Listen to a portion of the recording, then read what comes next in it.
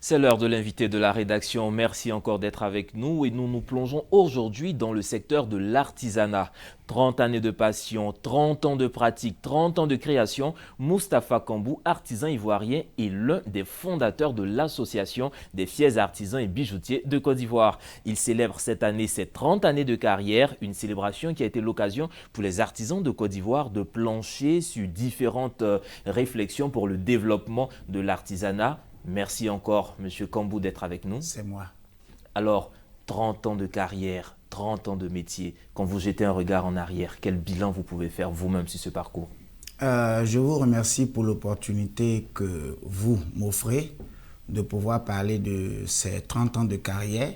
C'est avec beaucoup de satisfaction que je peux développer ces 30 ans de carrière-là, qui certainement ont commencé avec beaucoup de difficultés. Il y a 30 ans en arrière, il n'y a pas beaucoup qui voulaient être mécaniciens, menuisiers ou encore cordonniers, parce que c'était des métiers qui étaient réservés à des gens qui n'avaient pas vraiment réussi dans la société ou qu'on pouvait mesurer de pas très ambitieux. Et nous avons à un moment donné constaté qu'il fallait donner de la fierté à ceux qui travaillent dans ce secteur-là, parce qu'elle est pourvoyeur d'emploi, elle nourrit son homme, et donc nous avons bataillé très dur pour essayer de relever le niveau de l'artisanat ivoirien et le mettre à compétition avec les autres pays qui ont certainement pris un peu d'avance sur nous. Et donc, on va dire que ces 30 années ont été pour nous une bataille acharnée entre nous, artisans d'abord, parce que c'est de nous-mêmes qu'il s'agit. Très souvent, on attend que ce soit l'État qui le fasse, mais il faut que nous-mêmes d'abord, il fallait qu'on prenne d'abord notre destin en main et puis le présenter maintenant à qui de droit pour recevoir ce qu'il faut en termes de soutien, en termes de formation, en termes de promotion. Voilà un peu comment je peux résumer ces 30 ans de carrière. Alors, vous êtes pionnier de l'artisanat au niveau de l'association des fiers artisans et bijoutiers de Côte d'Ivoire. Vous êtes le fondateur ou l'un des fondateurs. Alors, quels ont été vos grands défis? Quelles sont les grandes réalisations que vous avez pu mener? Merci, Monsieur Soumaoro. Nous avons constaté parce que depuis 85 déjà, j'avais commencé à sillonner les grands espaces pour exposer et présenter le savoir-faire ivoirien en matière d'artisanat d'art. Et j'ai constaté que ce soit aux États-Unis, en Europe comme en Afrique, il y a très peu d'Ivoiriens qui sortent.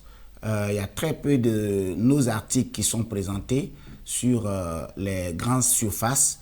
Et donc, je me suis dit que ce n'était pas normal. Il fallait qu'on trouve le moyen de promouvoir l'artisanat ivoirien sur le plan international. Et c'est comme ça qu'on va organiser la FAPSI pour essayer de trouver une solution et essayer de pallier à ce besoin-là.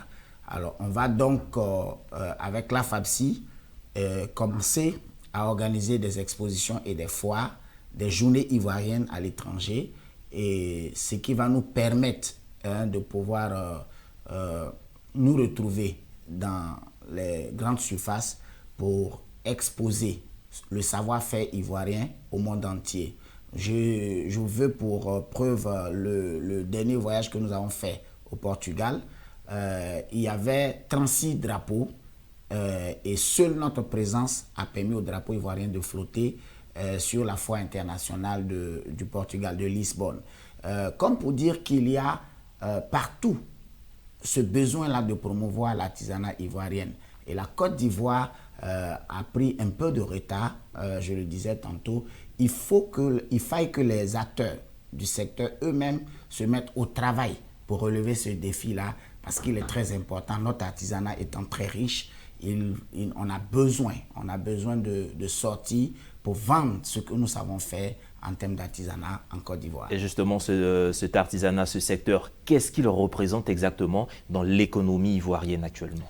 Alors, les statistiques ne sont pas très claires, mais nous savons que nous tournons entre 800 et 2,5 millions d'artisans engagé.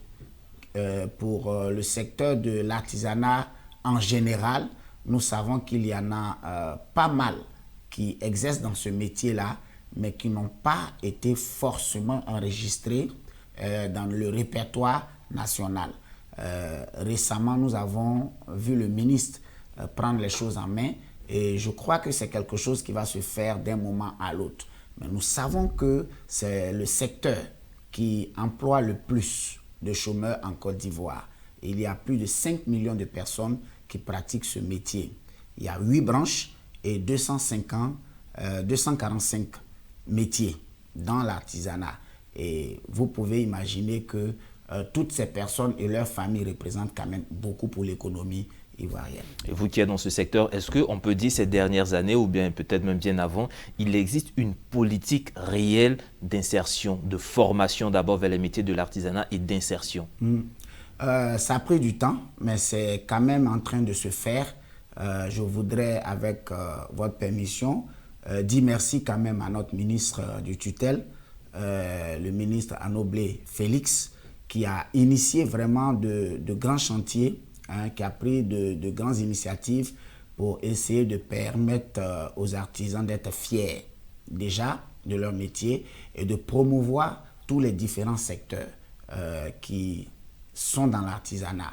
Nous avons par exemple un modèle qu'il donne lui-même, c'est-à-dire que les fonctionnaires à partir d'un certain moment vont devoir s'habiller en tenue africaine, en tenue ivoirienne pour aller au bureau.